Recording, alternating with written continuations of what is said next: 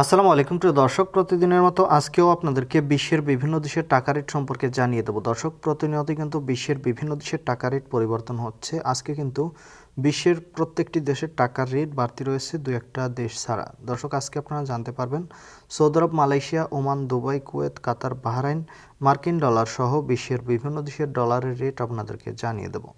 প্রথমেই আজকে আপনাদেরকে জানাবো মালয়েশিয়ার রিঙ্গিত। মালয়েশিয়ার এক রিঙ্গিত সমান 27 টাকা 35 পয়সা করে রেট পাবেন, এটা আগের তুলনায় কম রয়েছে।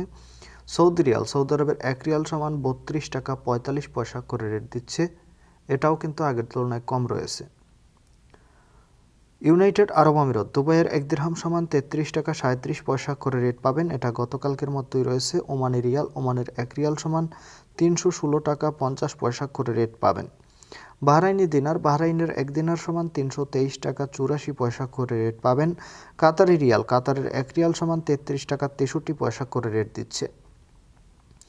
কুয়েতি দিনার, কুয়েতের এক দিনার সমান 396 টাকা 75 পয়সা করে রেট পাবেন।